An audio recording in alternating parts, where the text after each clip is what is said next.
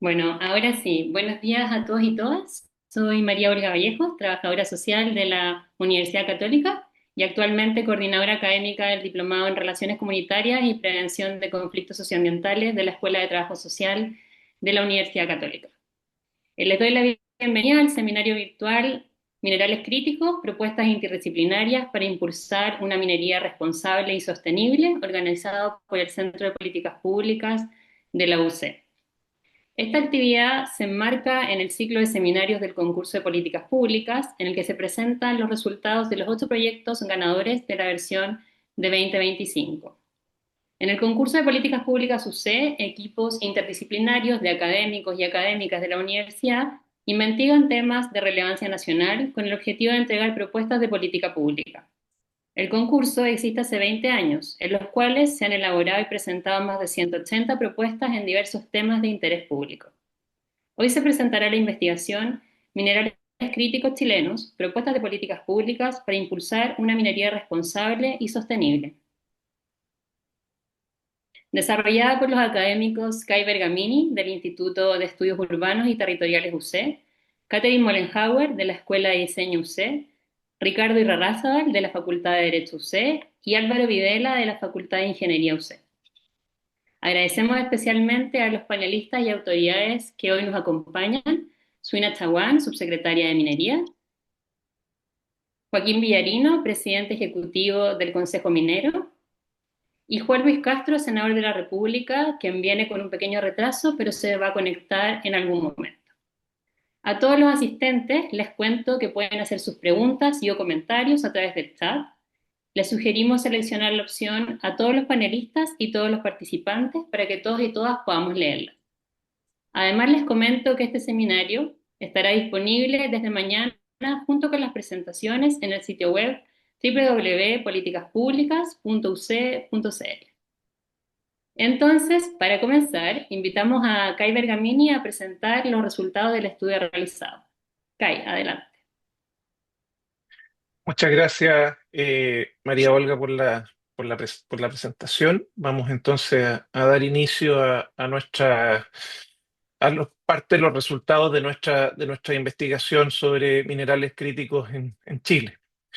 Primero, igual, de todas maneras, aprovecho de agradecer al Centro de Políticas Públicas y todos quienes participaron en los talleres que se organizaron y también a las autoridades y representantes gremiales que nos acompañan hoy para comentar.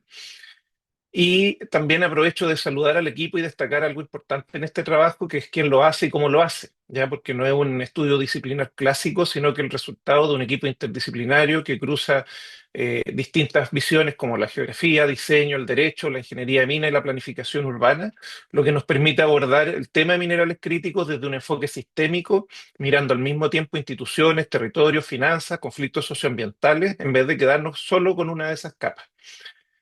Finalmente, la idea termina con propuestas de políticas públicas bien concretas, pensadas para alimentar la discusión de política pública y la estrategia de minerales críticos, aun cuando ya está avanzada.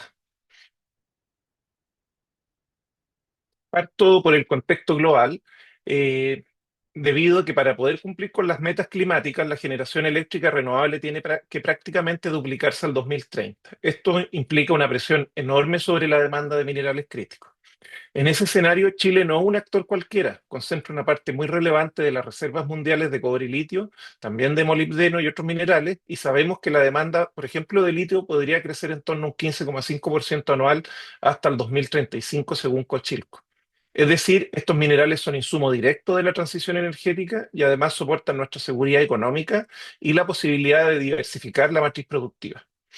Pero la capacidad de Chile para responder a esta demanda está limitada por varios factores internos: la caída de la ley del mineral, tiempos largos de permiso, conflictividad socioambiental en los territorios y una fuerte dependencia de cadenas de procesamiento que se hacen fuera del país, sobre todo en el caso del litio y parte del cobre.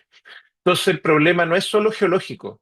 El problema público central es que todavía no tenemos un marco regulatorio integral con reglas claras y no discrecionales que orienten la explotación de estos minerales en clave de transición energética y de responsabilidad social y ambiental. Y ahí aparece la oportunidad y a la vez la urgencia. Chile puede ser un proveedor confiable y responsable de cobre y litio para la descarbonización global, pero eso requiere tratar este tema como prioridad de política pública en los próximos años, particularmente las decisiones que se tomen el próximo año y los siguientes. Por eso este trabajo es oportuno, llega en un momento en que internacionalmente la discusión sobre su seguridad de suministro y transición energética está muy activa y a nivel nacional el gobierno tiene o está terminando la consulta del anteproyecto Estrategia de Minerales Críticos y está implementando la estrategia del litio y el royalty. Es decir, hay ventanas políticas abiertas donde estas propuestas pueden efectivamente traducirse en decisiones. Con ese problema en mente, el objetivo general del proyecto es elaborar recomendaciones de políticas públicas para cobre y litio que impulsen una actividad minera responsable y sostenible que contribuya efectivamente a la descarbonización global y a la competitividad de Chile. Esto se hace no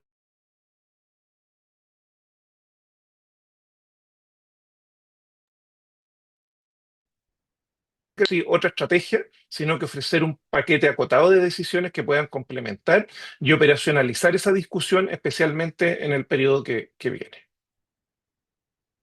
Para llegar a esas recomendaciones, combinamos objetivos específicos con una metodología bien ordenada. Primero hicimos un diagnóstico de brechas, desafíos y oportunidades de la gestión, principalmente de cobre y litio, cruzando dimensiones ambientales, sociales, institucionales y productivas. Segundo, analizamos referentes internacionales, estrategias de minerales críticos en otros países y el documento de Naciones Unidas para esta materia. Y con esos insumos, junto con lo que estaba ocurriendo en el país en materia de políticas públicas en la materia, elaboramos un conjunto de medidas a partir de un trabajo de diseño sistémico. Como cuarto punto, sometimos esas medidas a un proceso de validación y priorización con actores públicos, privados y académicos para quedarnos con un set de propuestas que fueran deseables, pero también factibles. En primer lugar, eso sí es muy importante mencionarse respecto al concepto minerales críticos, ya que no hay una lista única, cada país define los suyos según riesgos de abastecimiento y prioridades estratégicas.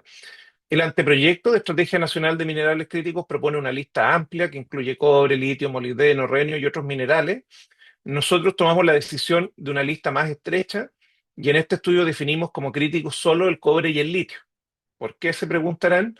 Porque ahí Chile concentra una parte muy significativa de las reservas mundiales y de sus exportaciones, porque son claves para la transición energética y porque ahí se ven con fuerza las señales de riesgo de competitividad, exportación de concentrado y salmuera, brechas en fundición y refinería y alta dependencia de decisiones que se toman fuera del país. En el fondo, la pregunta es cómo evitamos un nuevo salitre. Otra vez un ciclo que lideramos la extracción, pero que podemos capturar poco valor y dejar a nuestro territorio muy expuesto. Cuando uno también mira dónde están los proyectos y las reservas de cobre y litio, el mapa es bien claro. Los proyectos de este tipo se concentran en la macrozona norte y parte de la zona central. Tarapacá, Antofagasta, Atacama, la región de Coquimbo y la región de Valparaíso y la región metropolitana. Son territorios donde coinciden escasez hídrica, presencia de pueblos indígenas, áreas protegidas, ciudades que ya conviven con faenas mineras y otras actividades productivas. Es importante subrayarlo, la política de minerales crítico no es un ejercicio abstracto para todo Chile, es una política que se juega en estos territorios específicos, los recursos están donde están, lo que puede decidir la política pública es cómo se planifican estos territorios, con qué estándares y con qué distribución de beneficios y costos. Esta lámina resume el diagnóstico general en un FODA desagregado en escala internacional, nacional y local, que viene de otro FODA más extenso, pero no voy a leer toda la tabla, me interesa destacar los cuatro temas claves que aparecen a la izquierda. Primero, el posicionamiento estratégico. Chile tiene una dotación de cobre y litio que nos pone en el mapa de la transición energética. Participamos en foros globales, tenemos un marco jurídico ambiental relativamente robusto y hay instrumentos como la Política Nacional de Minería, el anteproyecto Estrategia Minerales Críticos que está actualmente en trabajo, pero esa fortaleza convive con una realidad de poca diversificación productiva y tecnológica. Seguimos muy centrados en la extracción y exportación de concentrados. Segundo, los desafíos estructurales y sociales. Aquí aparecen las barreras regulatorias, la fragmentación institucional, las capacidades limitadas en servicios y gobiernos regionales y también la conflictividad socioambiental. Son problemas de estructura del Estado y al mismo tiempo de tejidos sociales en los territorios mineros. En tercer lugar, la necesidad de una gobernanza multiescalar y coherente. Hoy tenemos instrumentos de distinto nivel, como el CIA, permisos sectoriales, los instrumentos de planificación territorial, que muchas veces no dialogan entre sí, Falta una mirada integrada que conecte decisiones sobre proyectos específicos con una estrategia territorial para la macrozona norte y para la zona central. Y cuarto, los factores globales y las vulnerabilidades externas. Dependemos de cadenas de procesamiento que están fuera de Chile, de precios internacionales y de decisiones geopolíticas. Si no desarrollamos capacidades propias en procesamiento o innovación, podemos perder rápidamente relevancia, aunque tengamos la reserva. Con el diagnóstico hecho, miramos qué estaban haciendo otros países en materia de minerales críticos. En la parte izquierda, esta metodología, tomamos cada estrategia nacional, la desglosamos en medidas concretas, registramos la forma de aplicación, la escala de intervención y luego vinculamos cada medida con las problemáticas que habíamos identificado en el FODA. A partir de ese barrido distinguimos entre documentos analizados en detalle y documentos no analizados. En la parte superior están los 6 países que trabajamos a fondo: Australia, Canadá, Estados Unidos, Alemania, México y Portugal. Tienen estrategias de minerales críticos relativamente completas y comparables. Abajo quedan 3 grupos de países con estrategias aún en construcción, países cuya estrategia no cumplía con algunas de las dimensiones que necesitábamos, ya sea económica, sostenible o estratégica, y países donde derechamente no encontramos una estrategia específica de minerales críticos. Con estos 6 países armamos una matriz consolidada de permisos, que es lo que se sintetiza en la siguiente lámina. Esta lámina muestra qué pasó cuando pusimos todas las medidas en el marco de los 4 temas del FODA, que se agrupaban estas 94 medidas que detectamos en 39 relacionadas con el posicionamiento estratégico, 27 sobre los desafíos estructurales y sociales, 5 sobre la necesidad de una gobernanza multiscalar y coherente y 23 con factores globales y vulnerabilidad externa. En el gráfico se ve cómo se distribuyen por país. Por ejemplo, Australia y Estados Unidos concentran muchas medidas en posicionamiento estratégico y seguridad de suministro. Canadá equilibra más el plano estructural y social. México y Portugal tienen estrategias más acotadas, pero alineadas con la agenda climática y con el enfoque de transición justa. Esto nos demuestra que, más allá de las diferencias, los países que se toman en serio los minerales críticos están actuando en los mismos 4 planos que identificamos en el diagnóstico: estrategia, instituciones, territorios, posición a riesgos globales. Además de las estrategias nacionales, usamos como marco el documento de Naciones Unidas sobre minerales críticos para la transición energética. Cuando cruzamos lo que hacen este grupo de países con lo que recomiendan Naciones Unidas, aparecen 9 tipos de políticas que se repiten una y otra vez. No las voy a leer, pero el patrón es claro: políticas de I+D+I y pilotos, financiamiento e incentivos económicos directos, reformas regulatorias para dar certeza, programas de trabajo y reconversión laboral, fortalecimiento de capacidad estatal y comunitaria y participación e inclusión de pueblos indígenas en la gobernanza. El mensaje de fondo es que la gobernanza de minerales críticos se hace con un mix de instrumentos bien coordinados, no con un único gran anuncio. Si volvemos a Chile, el país no parte de cero. En la columna izquierda se ve la actividad legislativa en los últimos años. Hemos tenido múltiples proyectos para modificar la ley 19.300, el código de minería y para exigir más información ambiental a las empresas. En el centro están los instrumentos estratégicos: la Política Nacional de Minería 2050, la Estrategia Nacional del Litio, la ley del royalty de la minería, y muy importante para esta conversación, el anteproyecto Estrategia Nacional de Minerales Críticos. Y en la derecha, conceptos de acuerdos internacionales y compromisos climáticos que condicionan nuestras decisiones. El problema que vemos no es la falta de movimiento, sino que mucho de esto ha avanzado de modo fragmentado, con poca articulación entre leyes, instrumentos y planificación. Esta lámina muestra cómo llegamos a las propuestas. Usamos un enfoque de diseño sistémico. En vez de mirar cada ley o cada problema por separado, pusimos en un mismo tablero las medidas que ya existen en Chile, los problemas del diagnóstico y las medidas de otros países y de Naciones Unidas, y vimos cómo se conectaban entre sí. Este trabajo no fue de una sola pasada, lo fuimos afinando en varias reuniones internas del equipo y aprovechando los talleres abiertos del Centro de Políticas Públicas, donde contrastamos y priorizamos ideas. Con eso llegamos a un paquete de propuestas preliminares. Con esos paquetes preliminares hicimos un taller de validación con 10 expertos y expertas de sectores, del sector público, de empresa, academia y sociedad civil. Presentamos las propuestas en este mismo tablero, discutimos su pertinencia y trabajamos con matrices sencillas de relevancia e impacto. El objetivo no era llegar a un consenso perfecto, sino que identificar cuáles medidas aparecían como más influyentes y factibles desde miradas bien distintas. El resultado de ese proceso es un conjunto de medidas priorizadas que luego agrupamos en 3 propuestas integradas que voy a mostrar ahora.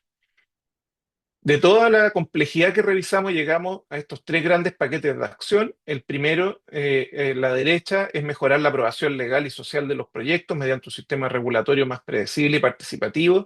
Tiene que ver con cómo funciona el CIA, los permisos sectoriales, la participación temprana y la transparencia de la información. El segundo, la base izquierda, es desarrollar un marco financiero e industrial que impulse una minería tecnológicamente avanzada y descarbonizada, es decir, cómo usamos el royalty, los ingresos del litio, los instrumentos financieros para ir más allá de la exportación de concentrado y fortalecer innovación y valor agregado en cobre y litio. El tercero, en la parte superior, es consolidar una planificación territorial integrada que permita compatibilizar la actividad minera con el ordenamiento del territorio y las vocaciones locales en la macrozona norte y parte de la zona central. Son tres piezas que se refuerzan entre sí: un sistema de aprobación que genera confianza, un marco financiero que empuja transformación productiva y una planificación territorial que ordena y cómo se puede hacer de la minería crítica. A continuación voy a entrar en el detalle de algunas. Aquí entramos en la propuesta 1 sobre aprobación legal y social. Lo que hicimos fue ordenar este eje en cuatro grupos de medidas: reformas al CIA, simplificación de trámites y permisos, fortalecimiento comunitario y participación indígena, transparencia y gobernanza. En total son 21 medidas específicas que están organizadas en esta matriz según los problemas que abordan y las brechas de diagnóstico que ayudan a cerrar. Esta misma batería de medidas fue discutida y valorada en el taller de expertos, que nos permitió ver cuáles tenían más pertinencia e impacto, como se observa a la derecha de la tabla. Y a partir de este conjunto seleccionamos cuatro medidas prioritarias, una por grupo, solo para mostrar en este seminario que nos parecen las más relevantes de acuerdo a esa priorización que realizamos.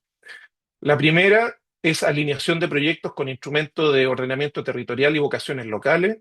Responde al problema de evaluación de proyectos en los que no influye la zonificación de los IPT, lo que es una fuente estructural de conflicto territorial porque la discusión se da tarde y caso a caso.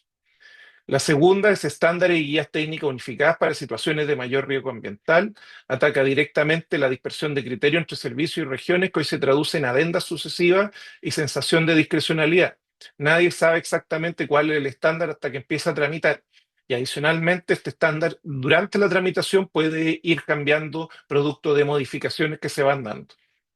La tercera es protocolo de participación significativa y consulta indígena desde la etapa del prescoping con adecuación intercultural. Esta medida responde al problema de participación tardío, formal, con alta simetría de información y conflictos que escalan cuando el proyecto ya está avanzado.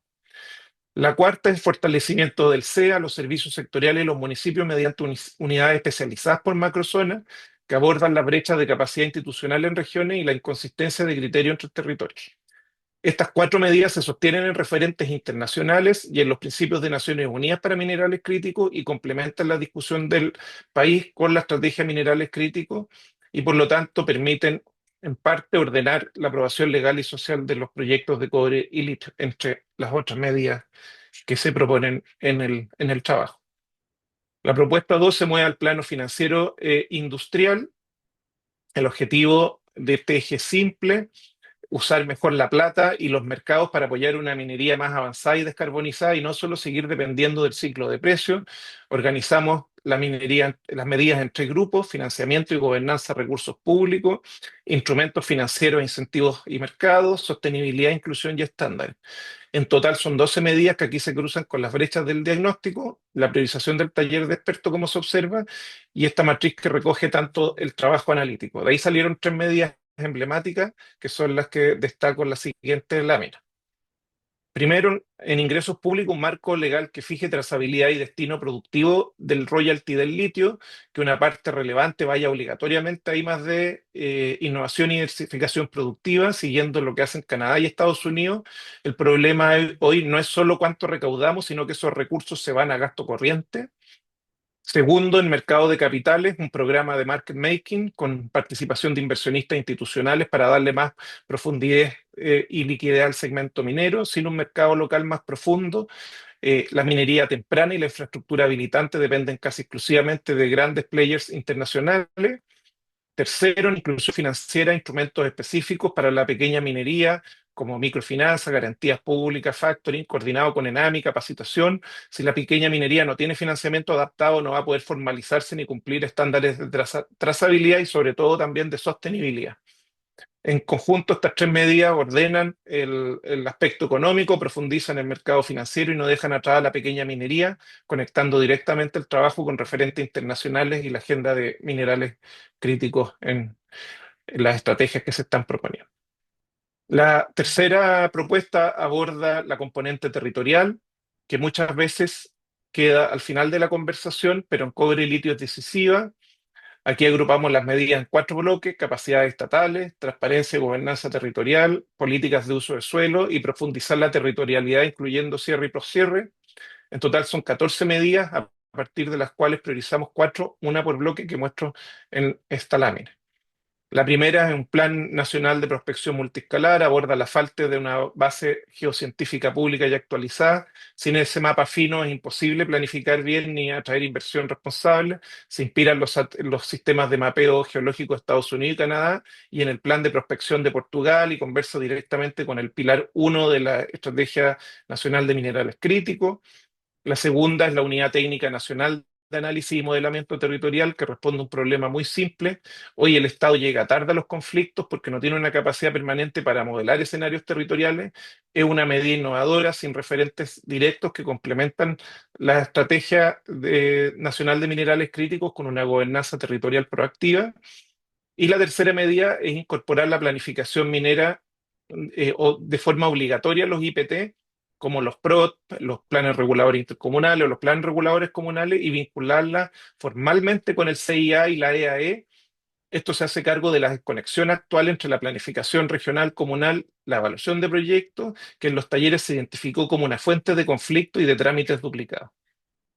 Finalmente, la cuarta es reforzar la EAE como instrumento clave para incorporar la minería en los IPT y a la vez facilitar decisiones posteriores en el CIA. La lógica es que las decisiones estratégicas sobre dónde tiene sentido desarrollar la minería se tomen antes, con una visión territorial como se hace en Alemania, Portugal o Australia. Con estas cuatro medidas, las propuestas de la parte 3 pasa a la abstracción: mejorar la planificación territorial a herramientas concretas, mejorar base geológica, capacidad de modelamiento, integración de la minería en planificación y una EAE que ayude en el fondo a mejorar el sistema desde la perspectiva de sostenibilidad. Ya para ir cerrando, tres ideas cortas. Bueno, primero, en primer lugar, este estudio ofrece una mirada integrada sobre minerales críticos en Chile, mirando transición energética desde una gobernanza ambiental, territorial y de sostenibilidad, no solo economía ni solo regulación, sino que cómo se articulan instituciones, territorios y financiamiento. Segundo, trabajamos en una definición acotada de cobre y litio. Lo hacemos porque ahí se concentran nuestras reservas, nuestras exportaciones y también las señales de pérdida de competitividad. Si no gobernamos bien este ciclo, corremos el riesgo de repetir historias como la del salitre: mucha extracción, poco valor y territorios muy expuestos. Tercero, a partir del diagnóstico, contrastes con referentes internacionales, Naciones Unidas y el mismo anteproyecto de estrategia de minerales críticos, llegamos a tres estrategias integradas y un conjunto acotado de medidas prioritarias, entendiéndolas por ordenar la aprobación legal y social de los proyectos, construir un marco financiero e industrial que use las mejores rentas y el mercado de capitales, y planificar el territorio de manera más explícita para el cobre y litio. Son propuestas concretas pensadas para decisiones que habrá que tomar en los próximos años desde el Ejecutivo, el Congreso y el mismo sector privado. Con esto termino mi presentación. Agradezco la oportunidad nuevamente de poder estar hoy día acá y dejo este espacio para abrir comentarios y la conversación. Bueno, muchas gracias, Kai, por la presentación. Ahora damos inicio al panel de comentarios. Les cuento que los invitados tuvieron acceso al informe final del estudio con anticipación y ahora tendrán alrededor de 8 minutos cada uno para exponer sus comentarios generales sobre los resultados y propuestas que han hecho el equipo académico. Comentarles adicionalmente que el senador Juan Luis Castro se excusó recientemente y que lamentablemente no podrá llegar para acompañarnos en esta sesión. Entonces, ahora para continuar, comenzaremos con Suina Tawan. Ella es abogada de la Universidad de Chile, diplomada en Derecho Público y Económico y en Políticas Sociales de la misma casa de estudios. Actualmente se desempeña como subsecretaria de Minería. Adelante, subsecretaria. Hola, muchas gracias. Saludar a los más de 60 personas que están siguiendo esta transmisión. al equipo académico de investigadores que se involucró en este trabajo y bueno, a Joaquín Villarino también, que es un honor compartir espacio con él. Yo me imagino que la ausencia del senador nos da extra minutos a cada uno de los que estamos interviniendo ahora, así que voy a quizás pasarme un poquito. Quiero partir agradeciendo la invitación a comentar este trabajo. La verdad es que es un trabajo que nos ha parecido del Ministerio de Minería un muy buen trabajo. Voy a explicar brevemente por qué, ¿no? Lo primero porque, como señalaba Kai, este es un trabajo que tiene un enfoque interdisciplinario que nos parece muy valioso. Yo personalmente creo que la diversidad de enfoques siempre aporta mucho a cualquier disciplina, pero en particular en minería, creemos que el enfoque interdisciplinario en este caso nos permite abordar la visión de la minería como algo más que simplemente el desarrollo de una actividad productiva, sino que todos los impactos que la minería tiene en los territorios que son de distinta índole, ¿no? Sociales, ambientales, de planificación territorial, como se anticipaba. Entonces, creo que la visión interdisciplinaria aporta mucho en este trabajo. Lo segundo, porque creo que además de tener una robusta revisión bibliográfica y una parte introductoria relevante también, y probablemente la parte más sustantiva, está en el anexo con las propuestas concretas. Y creo que también eso es un aporte relevante, el hecho de que tengamos acciones bien concretas que aportan a la discusión y que nos permiten integrar, yo les voy a comentar después cómo también vamos a integrar este trabajo con el trabajo que estamos haciendo en relación a la estrategia de minerales críticos en el Ministerio y en ese sentido el anexo con las propuestas creemos que es de mucho valor. Finalmente también porque creo que, y esto no es tan común, expone muy claramente la necesidad de pasar de un enfoque centrado únicamente en la producción, ¿sí? En la explotación del recurso mineral, a un enfoque de desarrollo productivo sostenible. Hace mucho énfasis en la necesidad de avanzar aguas abajo en la agregación de valor, también en trabajar en mejores y estándares de sostenibilidad social, ambiental. Así que creo que ese enfoque también es muy valioso en este trabajo y se agradece para la discusión. Ahora voy a entrar más en la discusión de fondo. Como comentario general, creo que el trabajo parte de un diagnóstico que es compartido, que afortunadamente hoy día en la industria minera es un diagnóstico común y transversal, ¿no? La crisis climática, en el contexto de crisis climática, el rol que Chile tiene como proveedor confiable de minerales críticos para aportar a la transición energética es el punto de partida de cualquier discusión hoy día en minería. Me pongo feliz cuando en 9 de cada 10 seminarios en los que me toca participar parten con la crisis climática como contexto y creo que eso es un reconocimiento que aporta bastante. Y en ese sentido, estamos muy en línea con el diagnóstico con el que comienza el trabajo, esta necesidad de pues, tener que avanzar en más minería para proveer lo que el mundo necesita, pero también de avanzar en una mejor minería, además en un contexto que es complejo y desafiante, en un contexto de menores leyes minerales, de mayor competitividad a nivel mundial, de cierto estancamiento en la producción que venimos viendo el último tiempo en nuestro país. Entonces, todo ese diagnóstico lo hacemos nuestro, digamos, lo compartimos y creemos que es un punto de partida común. Luego ustedes, después de un trabajo que, bueno, expuso Kai, hacen aplican una metodología y logran levantar algunas brechas. A mí me gustaría, en honor al tiempo, centrarme en 3 materias de aquellas brechas que levantan para poder contarles un poco cómo vemos ese fenómeno y también cómo desde el sector público hemos estado abordando esas brechas. Hay muchas más que podemos comentar, de hecho, cuando veo cada una de las iniciativas, creo que cada una en sí misma también da para un debate, pero tenemos 8 minutos, así que voy a tratar de adscribirme al tiempo. Lo primero, que creo que es un desafío bien relevante, tiene que ver con lo que ustedes definen en el trabajo como la desconfianza entre comunidades, Estado, empresas, ¿no? Este fenómeno que nos obliga a redefinir la relación entre la minería y los territorios. Esto es un tema de máxima preocupación. Yo creo que hoy día eh, todos quienes estamos dentro del ecosistema entendemos que esta es uno de los desafíos principales que tenemos que abordar. Probablemente hace 15 años, 20 años atrás, esto no era el tema prioritario para atender, estando ahí latente. No es que antes no hayan existido conflictividades socioambientales relativas al desarrollo de la minería en los territorios, pero hoy día creo que es una prioridad y aplaudo que aquello sea una prioridad. Nosotros como Ministerio de Minería en estos 4 años hemos estado trabajando muy fuertemente en esta línea y déjenme explicarles a través de qué instrumento nosotros hemos podido entrar muy de lleno a este tema, y es justamente a través del desarrollo de la Estrategia Nacional del Litio. La Estrategia Nacional del Litio se propuso como política pública abordar o redefinir la relación que la minería tiene con los territorios. Por eso estableció dentro de su principio, dentro de su objetivo, tener un proceso de diálogo constante con los territorios, realizar consultas indígenas que no se habían realizado desde el sector público, al menos en minería. Y desde allí hemos tenido aprendizajes bien significativos. Tanto la ministra Williams como yo hemos estado en el territorio en diálogos, en consultas indígenas, y evidentemente lo que ustedes detectan como desconfianza es algo muy latente y evidente.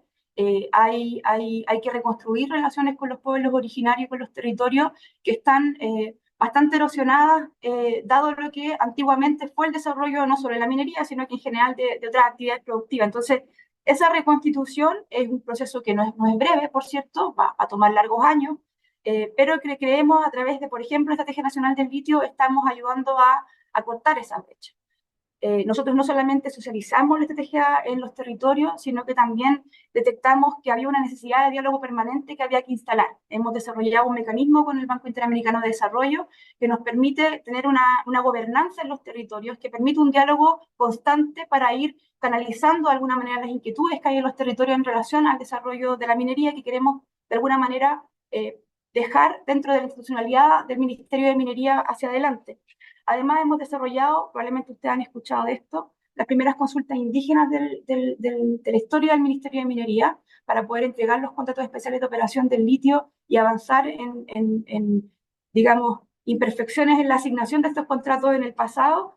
Y hemos iniciado ya 12 consultas indígenas, 9 que hemos terminado ya con éxito, con acuerdos con las comunidades, con acuerdos incidentes de las comunidades, lo que para ellos es significativo porque involucra que es un diálogo que se traduce en compromisos concretos en los contratos especiales de operación de litio. Entonces, creemos que con este tipo de acciones es como se avanza en acortar esta desconfianza con los territorios. Hay otras políticas públicas que también se han mencionado acá, como el royalty minero, aquí ya saliéndose estrictamente de lo que son las comunidades indígenas, pero también la reconstitución de la relación con los territorios de la minería. El royalty minero tiene un rol importantísimo, ¿no? Esta ley que costó tanto sacar, pero que no fue fácil. Ahí Joaquín también conoce perfectamente la historia. Se movieron todos de las posiciones iniciales para poder llegar a este acuerdo, que hoy día se traduce en que de los recursos se quedan los territorios donde se desarrolla la minería. Se va directamente a los municipios, directamente a los gobiernos regionales, y creemos que eso es significativo porque hay una percepción en los territorios de que la minería no simplemente extrae y se va todo al fisco, ¿no? También queda en los territorios, y eso sin duda creemos ayuda fuertemente en la construcción de legitimidad de la actividad minera. Estamos replicando esta misma línea con los contratos especiales de operación de litio. Hay cláusulas que establecen aportes para los territorios, para los gobiernos regionales, para los municipios, para las comunidades indígenas, justamente para poder seguir esta línea de dejar en los territorios que creemos es muy significativa. Un segundo desafío en el que me gustaría comentar tiene que ver con la carga regulatoria que ustedes identifican, la fragmentación y superposición de la gestión pública. Esto también nos parece del todo relevante, ¿no? Existen estudios de larga data de la OCDE que reportaban la fuerte carga regulatoria que existe en Chile. Este es un tema que también creemos hemos avanzado hoy día a construir un consenso en torno a la necesidad de avanzar en esta materia, ¿no? Esto no es de un gobierno u otro, no fue creado, por cierto, por este gobierno, esto tiene capas de regulación que se viene acumulando hace distintos años, pero hoy día todos entendemos que no es patrimonio de izquierda y derecha, estamos todos de acuerdo, incluso quienes creemos en un Estado más fuerte, que para que un Estado sea más fuerte tiene que ser más eficiente y para ello tiene que simplificar sus procesos y ser eficiente. Entonces, hoy día esto que ustedes evidencian es una realidad, existe una sobrecarga regulatoria, existe integración, digamos, mala integración de distintas capas de regulación a distintos niveles también, nacional, subnacional, entre otros, pero estamos avanzando también en esa materia. Yo creo que parte de la base de construir ese consenso Hoy día probablemente ustedes también han escuchado de la aprobación de la Ley Marco de Autorizaciones Sectoriales, que viene siendo, quizá viene de cerca la recomendación, pero yo tiendo a estar de acuerdo con la idea de que esta es la reforma estructural más importante que se ha hecho en los últimos años en relación a la regulación sectorial, una regulación que no tenía una estructura, una racionalidad, y que hoy día con la ley de marco de autorizaciones sectoriales va a avanzar en esa creación de sistema, digamos, y en la racionalización, en la evitar duplicidades, en aplicar ciertos elementos que están a la mano como el silencio positivo, entre otros que son significativos para la reducción de los tiempos que se estiman entre un 30 y un 70% con la aplicación de esta ley. Sin duda, la implementación de esto va a ser súper desafiante. Estamos trabajando a toda máquina para sacar las regulaciones que permiten instalar este sistema, pero creemos que es un aporte significativo que va en la línea de lo que ustedes han detectado en el trabajo. Hay muchas cosas que podemos discutir acá. Ustedes tienen propuestas bien significativas en lo que tiene que ver con el CIA. El gobierno también ha presentado una reforma para modernizar el sistema de evaluación ambiental, que ustedes saben tienen más de 17, 20 años y que requiere de mayor eficiencia también en su interior, que proponemos, por ejemplo, el robustecimiento de la rectoría técnica del SEA para que no sea un criterio técnico el que incida en las evaluaciones, eliminando, por ejemplo, el comité de ministros, entre otras medidas que estamos proponiendo. No creemos, por el tiempo que nos queda, que quizá podamos ver la luz con esta ley, pero sí creemos que es importante que estemos todos de acuerdo en que es necesario modernizar el sistema de evaluación ambiental, que es una parte importante de lo que tenemos que avanzar para hacer más eficiente el sistema de permisos que tenemos en nuestro país, y hacia allá estamos avanzando. En tercer lugar, quiero comentar lo que ustedes detectan como las brechas persistentes entre la capacidad extractiva y la generación de valor agregado, ¿no? Entre esta mayor rentabilidad que existe entre las primeras etapas de extracción versus los procesos agua abajo, que ha devenido en el tiempo como una disminución de las capacidades de fundición y refinación en nuestro país. Por ejemplo, en el caso del cobre. Esto como gobierno compartimos esta inquietud y este desafío plenamente. Hemos estado trabajando justamente en la línea de robustecer las capacidades de fundición y refinación en nuestro país, como al mismo tiempo de elevar los estándares ambientales relativos a esta industria. Sabemos que, y somos bien conscientes de que no es el mejor momento para la fundición y refinación en el mundo, ¿no? Estamos enfrentando a TCRC que son digamos, no nos presentan como la mejor opción de negocios, pero creemos que la fundición y refinación es vital para el desarrollo de la autonomía estratégica del país, como también para poder avanzar justamente los procesos agua abajo. El primer paso para poder avanzar en agregación de valor es, sin duda, tener capacidad de fundición y refinación, y para eso lanzamos la estrategia de fundición y refinación hace algunos años. Hace pocas semanas firmamos un acuerdo que llamamos Acuerdo por la Fundición y Refinación entre más de 20 organizaciones públicas y privadas, con los sindicatos de trabajadores, con las empresas que hoy día tienen capacidad de fundición en el país, universidades, centros de investigación, para que todos podamos avanzar en el robustecimiento de las capacidades que se requieren para habilitar esta industria. Hemos aprobado en el Consejo de Sustentabilidad y Cambio Climático el Decreto Supremo 28, su actualización, que fue largamente esperado por la industria y que habilita el desarrollo de esta industria, estableciendo mayores exigencias ambientales, pero al mismo tiempo dando plazos prudenciales para la inversión que se requiere para poder avanzar en mayor fundición en nuestro país. Recientemente se escuchó sobre la aprobación de la resolución de calificación ambiental de la fundición Hernán de la Lira en la región de Atacama, hoy día la única fundición que está en vías de existir como nueva, digamos, con los más altos estándares ambientales. Así que estamos avanzando en la dirección de la agregación de valor. Sin duda, esto es uno de los grandes desafíos, voy a ponerle en esos términos, que tiene nuestro país. Y también estamos avanzando en la habilitación de esta misma línea en litio, ¿no? Ustedes probablemente conocen las cláusulas que ya existen en los contratos de Corfo, y estamos en los contratos especiales de operación de litio que estamos entregando ahora para nuevos proyectos de litio, avanzando en cláusulas que generan incentivos para agregar valor de litio en nuestro país, en territorio nacional, para que justamente podamos avanzar agua abajo también. Entonces, creo que ya me excedí profundamente el tiempo. Hay una serie de otros elementos que podríamos conversar. Creo que ustedes relevan la importancia de avanzar todavía en inserción internacional de Chile, que es lo que hemos estado haciendo también con nuevos socios como India, la necesidad de avanzar en mayor exploración, pero para cerrar y no extenderme más de la cuenta, terminar simplemente con dos reflexiones. Como se ha abordado largamente en la intervención de CAI, estamos trabajando, estamos finalizando la formulación de la estrategia de minerales críticos. Ustedes señalan en el trabajo que hoy día no existe una política que articule correctamente, digamos, el desarrollo de la minería hacia futuro. Se evidencia la existencia de políticas en esta materia, como la Política Nacional 2050, etcétera.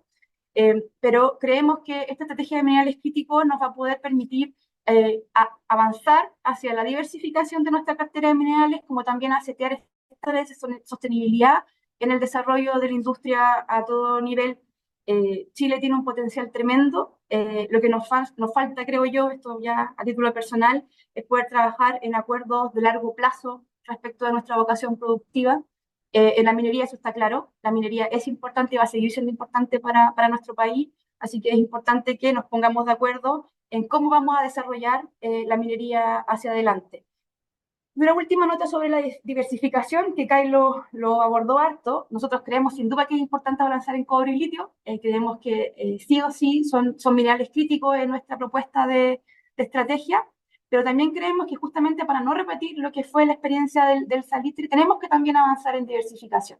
Y la estrategia propone un listado un poco más largo de minerales que comprende el cobre, el litio, pero también otros minerales respecto al cual tenemos potencial y que representan oportunidades estratégicas para el país, que creemos también tenemos que empezar a mirar, a desarrollar distintas estrategias de intervención para desarrollarlas, y por eso que la estrategia propone 3 grupos de minerales críticos, para que también la intervención pública sea distinta según el grupo. Entonces, para cobre y litio, probablemente tenemos que fijarnos en intervenciones que aumenten el desarrollo de tecnología y productividad, pero, por ejemplo, para otros minerales como las tierras raras, tenemos que avanzar en mayor exploración. Entonces, la idea de clasificar en 3 grupos los minerales críticos que están en la estrategia es justamente también tener una intervención desde la política pública más ad hoc a la necesidad del mineral.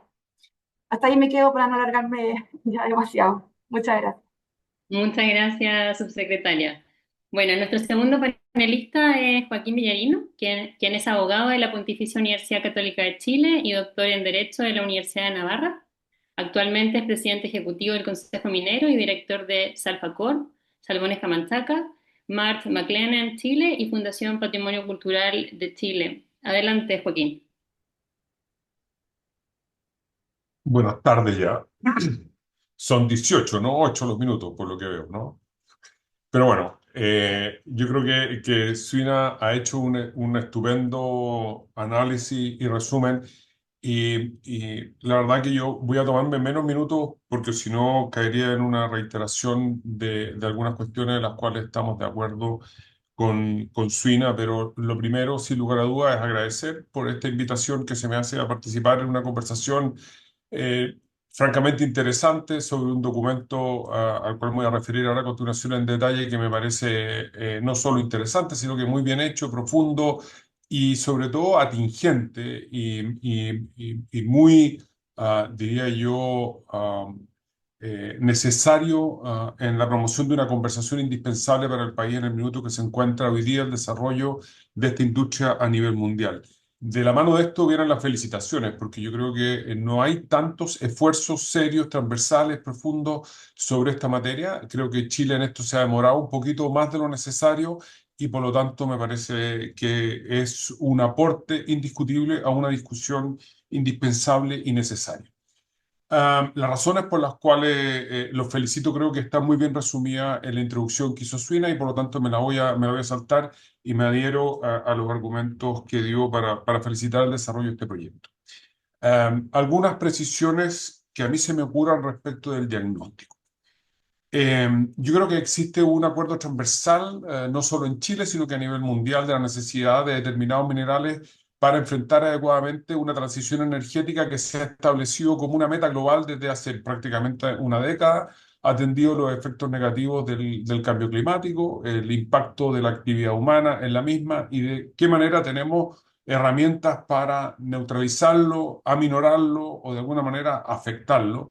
Y cualquier discusión que exista sobre aquello, porque hoy día es un tema que ha venido abriéndose en términos de discusión, incluso poniéndolo en duda por algunas potencias mundiales que son relevantes, me parece que son no trascendentes a la hora de continuar en la senda, básicamente porque contribuyen a una mejor calidad de vida el tener energías más limpias. Y aunque no hubiera un efecto en el cambio climático y aunque no fuéramos capaces de revertirlo, un ambiente con menos emisiones es algo que nosotros palpamos en nuestra vida cotidiana. Y el sentido común me lleva a pensar que es mejor tener un Santiago con menos emisiones que con más emisiones. Y por lo tanto, si electrificamos nuestra industria, electrificamos nuestro transporte y tenemos energías limpias, contribuimos a tener un medio ambiente que es más sano para nosotros.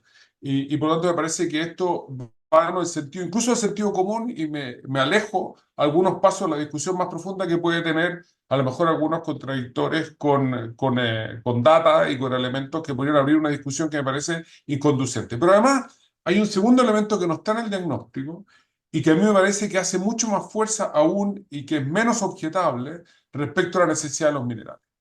El mundo tiene hoy día, más o menos, según cifras de las Naciones Unidas, 1.000 millones, 1.200 millones de personas que viven en la extrema pobreza.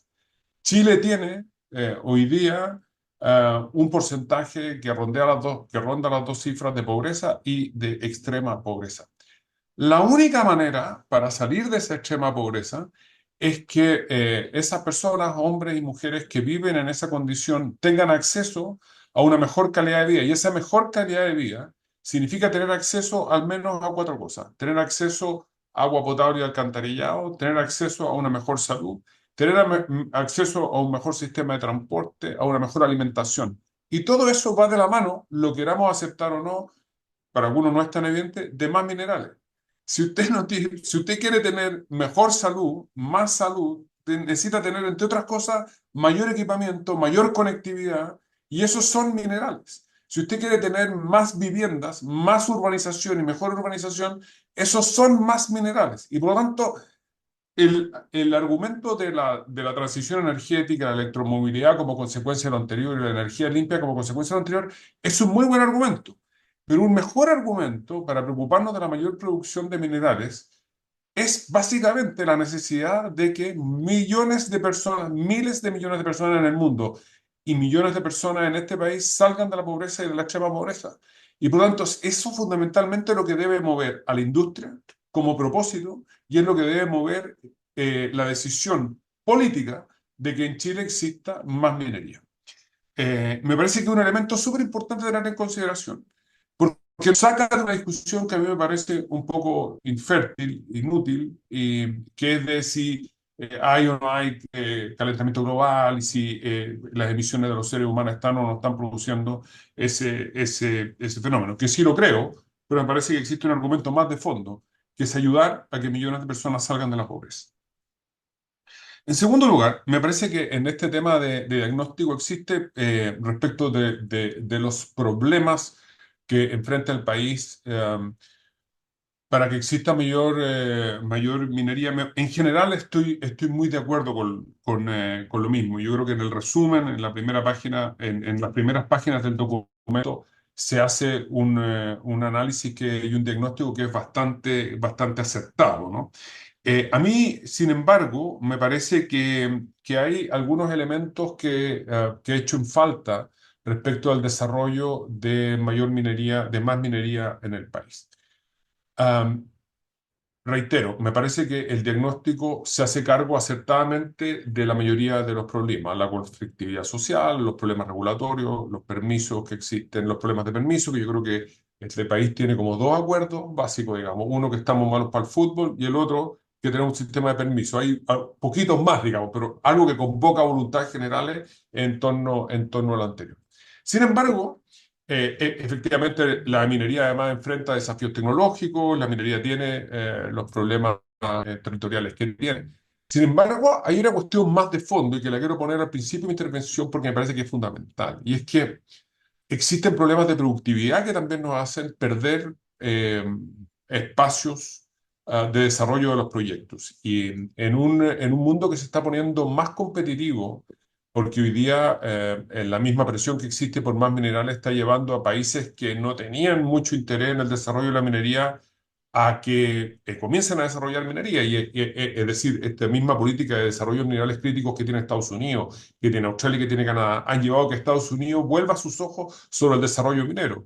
Han llevado a que Argentina vuelva sus ojos sobre el desarrollo minero. Y esto quiere decir que hay países que teniendo los recursos habían mirado esto como un hermano un poco desagradable, que no querían tener dentro de su portafolio de producción y hoy día lo están mirando con buenos ojos. Y entonces, Chile, que tiene las ventajas comparativas que tiene y que están bien descritas, ¿qué otros factores están impidiendo que haya un mayor desarrollo? Yo creo que aquí existen otros factores que son transversales, no solo a la actividad minera, pero que le pegan mucho a la actividad minera. Uno tiene que ver con la estabilidad tributaria. Es decir, es difícil el desarrollo de proyectos mineros cuando tenemos tres discusiones de royalty en los últimos 15 años. Yo creo que hemos llegado a un estadio donde efectivamente se ha aprobado una ley que demoró muchísimo tiempo en el Congreso. Ese muchísimo tiempo paralizó decisiones de inversión durante un rato largo. Hoy día existe ese proyecto, pero yo creo que es bueno dar señales de estabilidad en el largo plazo, porque existe una tendencia política constatable en el tiempo, y esto no depende de colores políticos, porque los royalties lo aprobaron los gobiernos de Ricardo Lagos, Sebastián Piñera y el gobierno del presidente Boric. Por lo tanto, hay una tendencia como natural, es como fácil pensar cuando las arcas fiscales están más débiles, cuando se necesitan más recursos públicos, decir royalty, royalty, royalty, royalty. Y esto me parece que debiera tener algún tipo de señal de que vamos a permanecer con una cierta estabilidad tributaria. Y es lo que están haciendo algunos países que quieren desarrollar minería, que no la tienen como la chilena, pero me parece que esta estabilidad en el tiempo de ciertas reglas del juego son importantes para el desarrollo de la industria, porque no hay que tener memoria a corto plazo. Esto es un tema que hoy día está calmado porque tiene una muy buena ley que ya se aprobó o tiene una ley que ya se aprobó, pero es un tema que se revisita políticamente con cierta frecuencia. Lo segundo tiene que ver con la legislación laboral. Nosotros tenemos un problema muy bien diagnosticado de productividad y tenemos una de las bases de esa productividad laboral eh, de tiene que ver con de productividad, tiene que ver con la productividad laboral, y una de las causas de la baja productividad laboral tiene que ver con la legislación laboral. Y esto está diagnosticado por la Comisión Nacional de Productividad, de Evaluación de Productividad, y por lo tanto tampoco es una cuestión que nazca del Consejo Minero ni de las compañías mineras. Yo creo que en esto estamos al debe y el país tiene que hacer un doble clic sobre este desafío que es tremendo. Tenemos un problema de productividad laboral derivado de la legislación en parte. Tenemos que avanzar sin complejo y en una conversación amplia con el mundo sindical y laboral, que en el sector minero es muy potente, en una mayor flexibilidad. Sobre todo donde existen sindicatos fuertes y bien organizados, creo que esto es una conversación que puede tener lugar. Chile tiene una instancia única en el comité tripartito, en el cual forma parte el Ministerio del Trabajo, el sector minero representado por sus gremios y además el mundo sindical, donde se han dado conversaciones extremadamente interesantes en torno a la política nacional de seguridad en minería, donde se ha dado una conversación muy interesante en torno a la jornada laboral y la reducción de la misma, donde ha habido una conversación en torno a las consecuencias de la aplicación de la ley Karen, etcétera. Ahí hay una cierta madurez ya instalada en el país que tiene que aprovecharse para hablar de cuestiones más de fondo que tienen que ver con productividad. Y me consta que los sindicatos están disponibles para tener esa conversación y creo que hay que atreverse. Tercer tema que me parece que es importante, que va en torno a las medidas. Yo tiendo a estar bastante de acuerdo con las medidas que se proponen. María Olga, te pido que tú me hagas alguna guiño cuando yo esté excediéndome porque no me di cuenta el minuto en que empecé. Así que hazme cualquier cosa que llegue a que yo me termine. Perdí el hilo, pero el tercer tema que me parece que es muy importante, esto me pasó por distraerme. Bueno, tiene que ver con los temas con las medidas concretas que se aplican y que se proponen. En general, tengo un acuerdo con las medidas concretas. Sin embargo, yo creo que sería, si los puedo incentivar a continuar en este trabajo, sería de mucha utilidad hacer una distinción. La demanda de minerales en el mundo y en general por la actividad minera tiene ventanas de oportunidad y por lo tanto yo creo que hay que tener un cierto sentido de urgencia. Cuando uno mira cuánto se demoró la aprobación de la ley de biodiversidad áreas protegidas, cuando uno mira cuánto se demoró la aprobación de la ley de reforma al Código de Agua, cuando uno mira cuánto se ha demorado la sola discusión de reforma al sistema de evaluación de impacto ambiental, que la que existe hoy día es la quinta, digamos, que entra en discusión, nos damos cuenta que este tipo de reformas estructurales toma mucho tiempo. Toma tiempo. Toma mucho tiempo poner de acuerdo al mundo político en torno a estas prioridades. Y por lo tanto, yo creo que tiene que haber una agenda de corto y una agenda de largo. Y me parece que las propuestas que se hacen en este documento están mayoritariamente enfocadas en agenda de largo y no de corto ni de mediano. No digo que no existan, pero me parece que están más enfocados en agendas que son cambios estructurales. Y uno tiene que conocerse y conocer al país en que vivimos. Estas son reformas profundas. O sea, cuando uno habla de una reformulación del ordenamiento territorial en el país y se da cuenta cuánto se demoró la discusión de los PROT, digamos, dice, upa, podemos llegar al año 2050 conversando este tema al año 2045 y no sé si nuestra ventana de oportunidad está hasta el año 2045. Yo creo que el trabajo tiene la virtud de poner adecuadamente el dedo en aquellos temas estructurales que son relevantes. Sin embargo, una política de minerales críticos deberá tener, además de esta mirada estructural y largo plazo, una mirada de mediano y de corto plazo. Y entonces me voy a atrever a sugerir dos o tres cosas que pueden conversar con esto de largo, pero que pueden tener efecto en el corto. Lo primero, que es la que es la que resulta más cómoda de conversar y que dice en torno a aquello que tenemos un cierto acuerdo y que tiene que ver con el sistema de permisos. Estoy totalmente de acuerdo con Suina que la aprobación de la ley que se ha denominado de permisos sectoriales es un tremendo avance. Me consta cuál fue el esfuerzo que significó eso y además creo que se aprobó para este tipo de proyectos en tiempo récord, digamos. Me parece que eso va muy en la línea. Pero el diagnóstico también nos dice que parte importante de los problemas que enfrentamos hoy día en la aprobación de proyectos en términos de su tardanza en la aprobación de la misma, tiene su origen en otros tres, algo de lo cual se menciona en el trabajo, pero no hay medidas específicas respecto a aquello, que yo creo que deberíamos hacernos cargo. Uno, existen problemas de competencias en los organismos que autorizan los proyectos. Y esto es fácil de explicar, digamos, carteras de proyectos en el país. Ok, termino, dame 2 minutos y termino. Si Chile tiene una cartera de proyectos de 20.000 millones de dólares, es distinto si tiene 54.000 por aprobarse y 30.000 en ejecución, porque los 30.000 en ejecución también van requiriendo permisos en el devenir del tiempo, digamos. Y por lo tanto, aquí hay un problema de competencias de las personas que están aprobando los proyectos. No tiene la culpa que el servicio, no voy a poner ninguno con nombre y apellido, pero de la región que aprueba, no tenga la cantidad de personas ni con las competencias adecuadas. Esto no es un tema de cambio de ley, significa agregar recursos humanos con las competencias adecuadas para aprobar los proyectos. Eso no requiere nueva ley, eso es rápido, eso es eficiente y eso termina por... Segundo tema, competencia. Segundo tema, recursos. Muchas veces las consultas indígenas fracasan o no se llevan a cabo porque los organismos que están tienen las competencias de las personas, pero no tienen las camionetas, digamos, no tienen los computadores, no tienen, o sea, hay un problema de recursos, un problema de personas con competencia y un problema de recursos.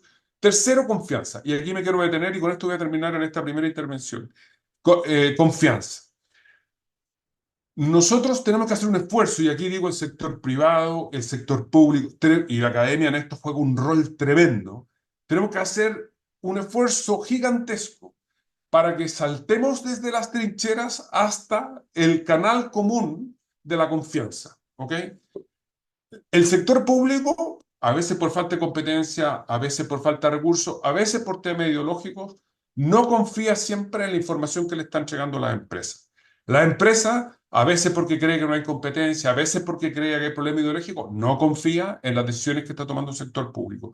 Y eso hace que estemos muchas veces aprobando proyectos de trincheras distantes y no en la zanja común de la confianza. Y hay que hacer todo el esfuerzo para generar confianza. ¿Cómo se genera la confianza? Ahora sí termino, María Olga. Se genera con tres cosas. Información transparente, que me parece que esto sí lo toca acá y el estudio muy bien. Información transparente. Terceros, que es el Estado básicamente, que tiene que darle tranquilidad a la ciudadanía cuando aprueba un proyecto y no desaparecer de la escena. Si el Estado da un permiso, tiene que explicar por qué lo dio. No tiene que desaparecer y dejar solo a quien obtuvo la y participación efectiva, que sí creo que el estudio lo trata. El estudio es fascinante, da para conversar varias horas y por supuesto me extendí para que Suina no se sintiera sola en la infracción de la norma, así que es un acto de solidaridad básicamente. Muchas gracias. Muchas gracias, Joaquín. Bueno, teníamos un poco más de tiempo dado que no se pudo sumar, cierto, Juan Luis, el senador. Así que, bueno, seguimos ahora. A continuación, le queremos dar unos minutos a los académicos y académicas por si quieren pueden responder o comentar algo de lo que se ha expuesto hasta el momento. Voy a partir yo muy breve y de ahí le doy la palabra para que también ahí Catherine, Ricardo y Álvaro puedan comentar.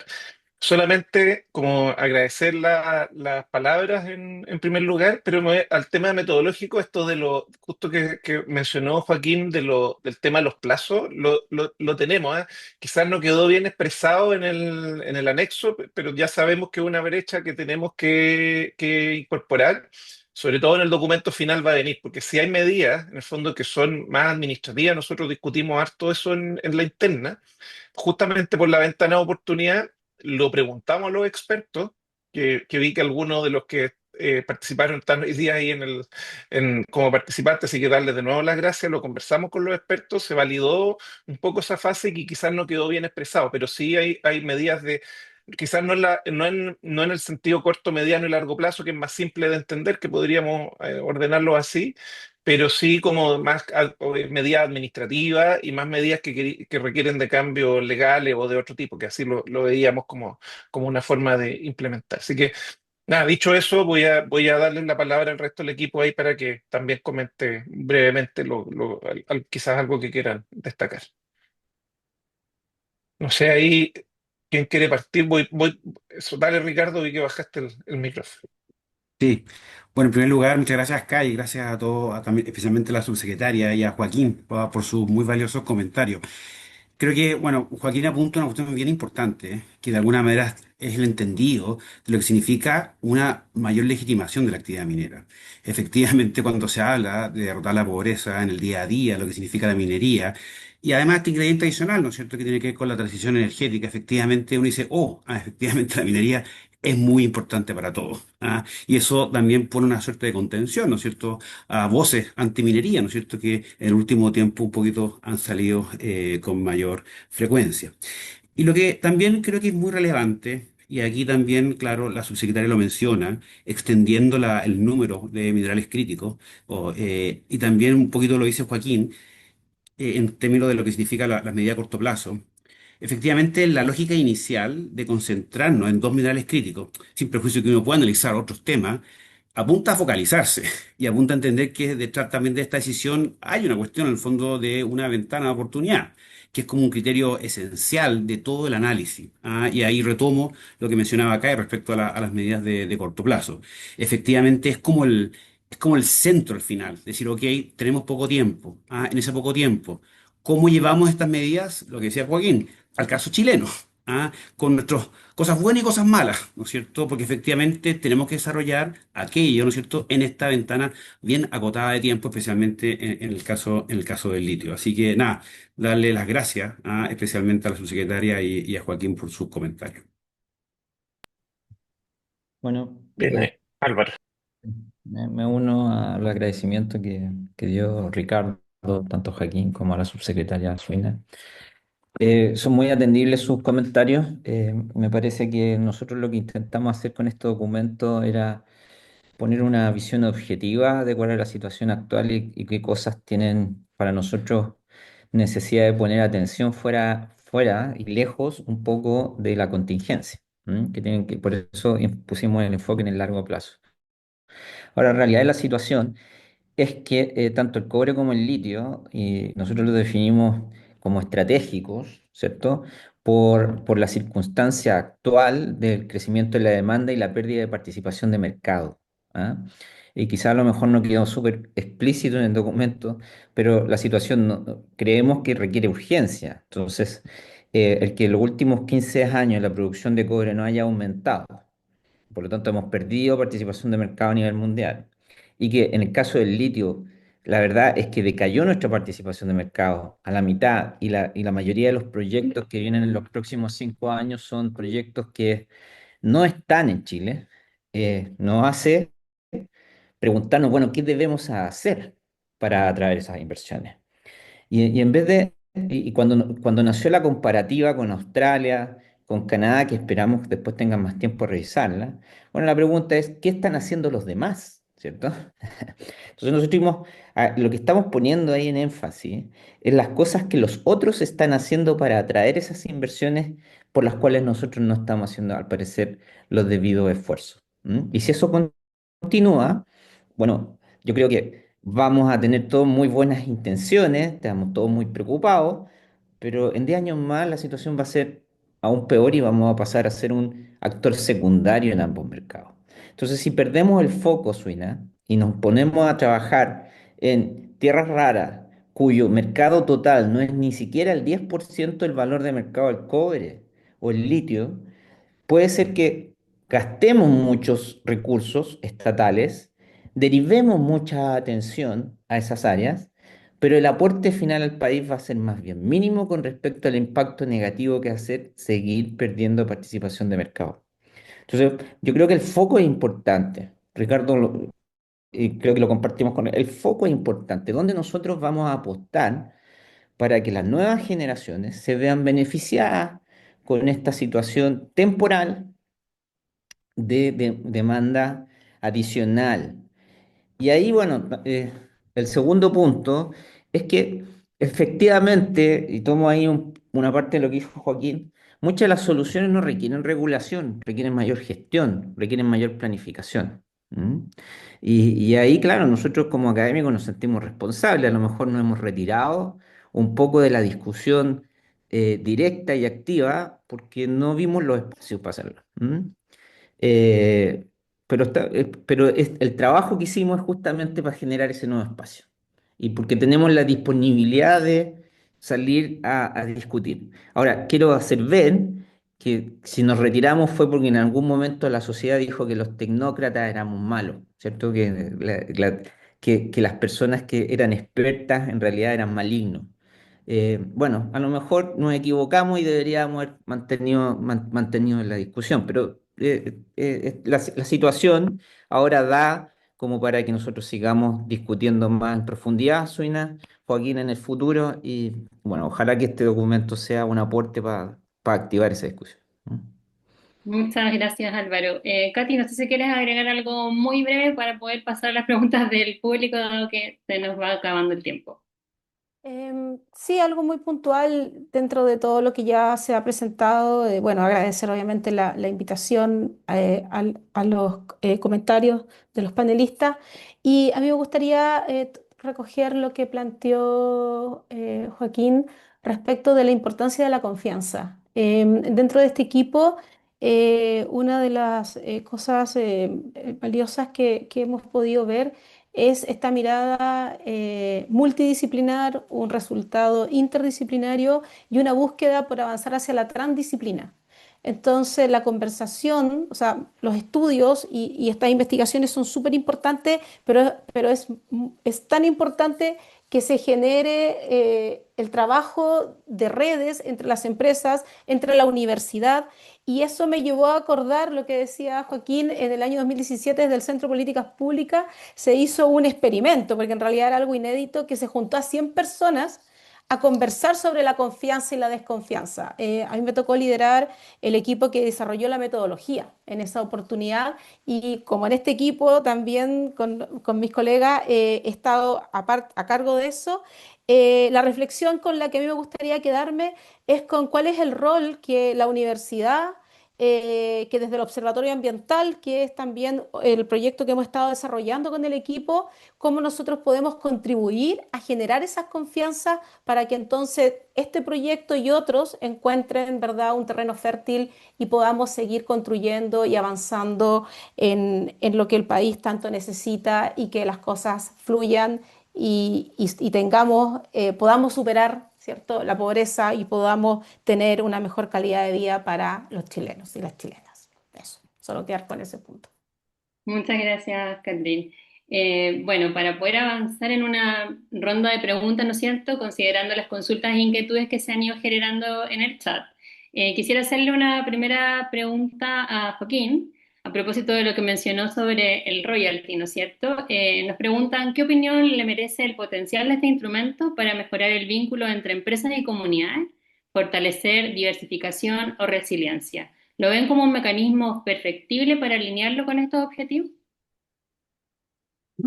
Sí, y la respuesta es sencillo es sí, y les digo por qué. A ver, yo creo que el royalty tiene un componente que a nosotros nos parece extremadamente positivo y es que, tal como decía Suina, un porcentaje importante del mismo, un tercio, vaya a parar a las comunas, en general de todo el país, y un porcentaje de las regiones y comunas mineras. Eso me parece que es muy importante. Lo segundo, que yo creo que es bueno, es que Chile desarrolle algún tipo de mecanismo por la sociedad civil de rendición de cuentas de qué se está gastando el royalty. Eso es bien importante porque había un tremendo esfuerzo del sector minero. Hoy día tenemos una carga tributaria alta comparada con nuestros países directamente competidores. Esto habilita el desarrollo de inversiones, lo estamos viendo y por lo tanto no es un tema en el cual quiero entrar en la discusión. Sin embargo, creo que es bueno saber en qué se está gastando ese dinero para que a partir de ahí podamos tomar exactamente las decisiones que tú estás sugiriendo o que la pregunta sugiere. Es decir, ¿está bien gastado o podríamos gastarlo a lo mejor en algo distinto? Me parece que en este sentido, el royalty al litio tiene un enfoque que está dirigido específicamente, en parte, a financiar el Instituto de Energía Limpia, que está instalado hoy día en Antofagasta, que tiene un directorio fantástico y que tiene por objeto en alianza con el sector minero, en parte desarrollar proyectos que tienen incidencia en mejoras de productividad, en mejoras tecnológicas, en incidencia medioambiental. Entonces, quizás el royalty del cobre podría tener revisitarse si es que el diagnóstico después de algún tiempo de aplicación demuestra que no está teniendo el impacto que se suponía que tenía y ese impacto tiene nombre y apellido porque los fondos a los cuales van a parar tienen nombre y apellido, son para desarrollo de mejoras de productividad, de infraestructura y la generación de capacidad en la región. Entonces, es una muy buena herramienta, pero me parece que debiéramos ponerle un doble clic para ver si el destino que está teniendo es el que está generando mayor beneficio y bienestar a los destinatarios del mismo. Muchas gracias, Joaquín.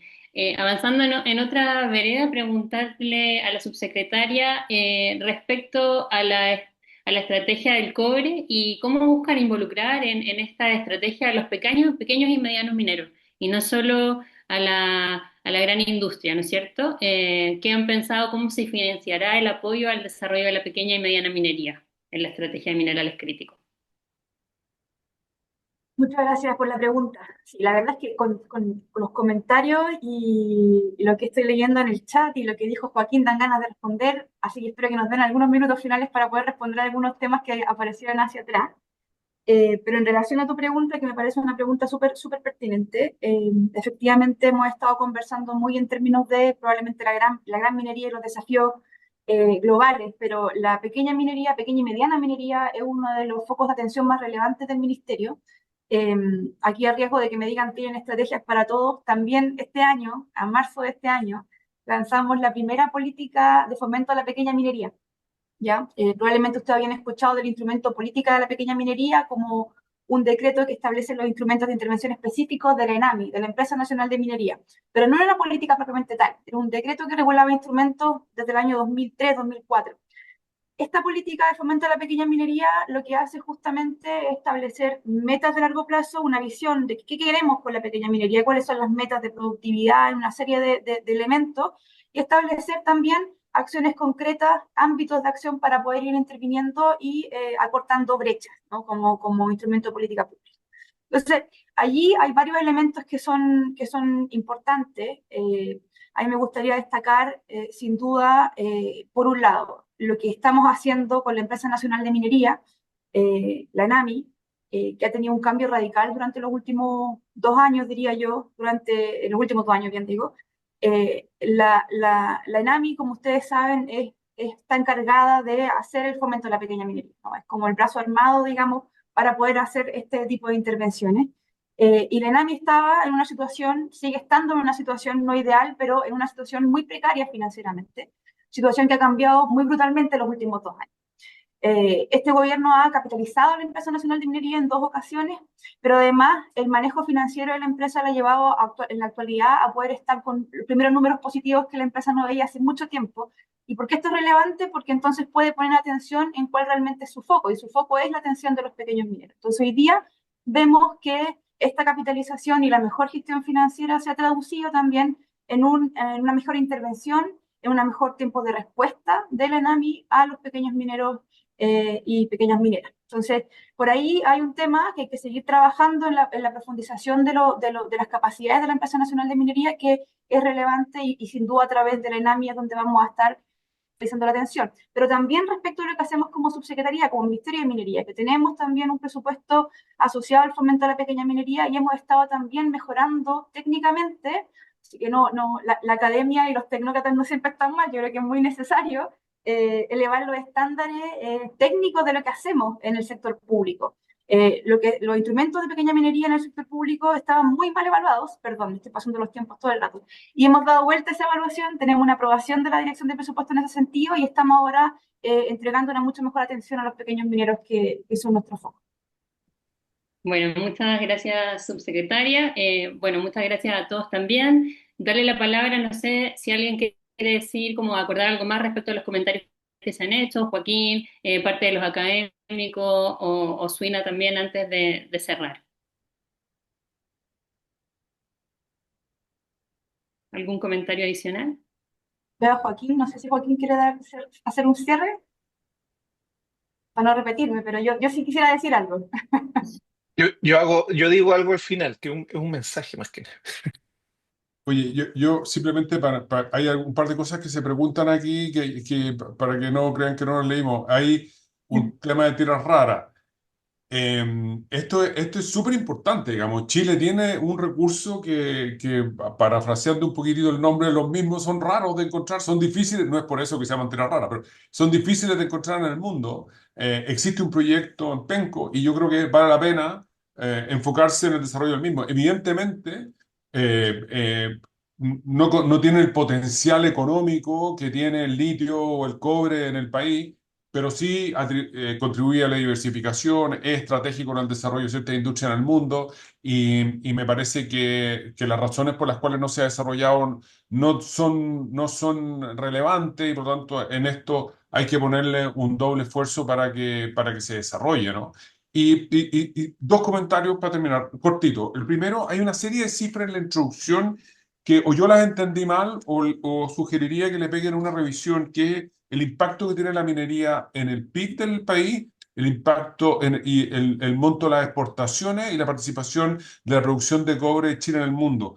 Y no me calzan las cifras que aparecen aquí con las que hemos manejado y que manejamos nosotros. Es decir, aparece que el total de exportaciones son 19.000 más los 2.000, son 21.000 con litio. La verdad que solo en cobre tenemos 50.000 millones. Entonces, no sé por qué esta cifra no conversa con la otra. Nuestra producción y participación en el mundo no un 7,8, un 24% el año 2024, también está en cifra. Le pegaría y el PIB no es un 10,3 según cifra del Banco Central, sino 11,7. Simplemente tener un doble clic sobre eso, revisarlo, no sé a qué es lo que se puede ver. Y yo creo que hay un tema abierto que no voy a desarrollar el mismo. Agregación de valor con fundición y refinería. Esto da para mucho rato y me parece que el estudio le hace falta un poco más de carne para las afirmaciones que hace, pero no me quise detener eso porque tenía muchas cosas positivas. Así que eso, con eso termino. Muchas gracias de nuevo por todo. Muchas gracias, Joaquín. Suina muy breve para poder darle la palabra a Kai y cerrar. Ya, voy a Teníamos tratar de jugármela con lo breve, pero Mira, parte de la reconstrucción de confianza y la relevancia de la confianza da cuenta de la alineación de posiciones que tenemos desde el gobierno con el Consejo Minero. Estamos muy de acuerdo, yo iba a hacer el mismo comentario respecto a las cifras que Joaquín, y bueno, muchas de las cosas que dijo en su intervención yo las comparto plenamente, probablemente en todo salvo fundición y refinería, pero ya que queda poco tiempo no nos vamos a quedar ahí. Quisiera hacerme cargo un poco el tema de la focalización. Voy a debatir ese punto, digamos. Yo entiendo que hay una opción dentro del estudio por centrarnos en cobre y litio, dan ahí algunos argumentos de por qué se tomó esa decisión. Yo los comparto, pero creo que, mira, una de las críticas que hemos recibido más fuertemente en litio es por qué no se aprovechó la ventana de oportunidad de precios del 2022. Ustedes probablemente conocen que las inversiones en minería son de largo plazo. Para poder aprovechar los precios, los superprecios del 2022 debemos haber hecho inversiones hace mucho tiempo. Entonces, ¿a qué voy, digamos? Hemos estado trabajando muy fuertemente en la habilitación de nuevos proyectos para justamente aumentar, duplicar la producción del litio en los próximos 10 años. Eh, ¿Por qué creo que es importante no solamente poner el foco en cobre y litio? Creo que tenemos que desarrollarlo muy fuertemente, no desatender lo que pasa ahí, pero probablemente tierras raras u otros elementos que tenemos significativamente en nuestro país van a ser como el 2022 en unos años más, digamos. Tenemos que hoy día ir mirando también lo que está pasando con otros elementos en los que tenemos una riqueza geológica significativa. Yo comparto lo que dice Joaquín en relación al proyecto en Penco. Así como eso, tenemos mucho potencial en otros elementos como renio, molibdeno, etcétera, que es necesario que lo estemos mirando al mismo tiempo que apostamos por el cobre y el litio, que son nuestros principales minerales el día de hoy.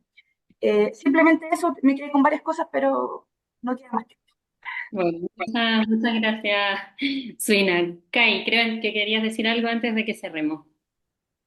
Sí, quiero, bueno, decir que justo coincidieron esta semana el cierre de este proyecto y otro que llevamos 4 años con financiamiento ANIT, que se llama Observatorio Ambiental de Proyectos Mineros, y justo la otra semana el seminario de cierre. Ahí uno de los socios del Ministerio de Minería, así que aquí que está la subsecretaria, aprovechar de agradecerle, el otro el Ministerio de Medio Ambiente y también la Fundación Tecnológica de la Sociedad Nacional de Minería. Así que aprovecho ahí, les envié el link para dejarlos invitados el próximo miércoles.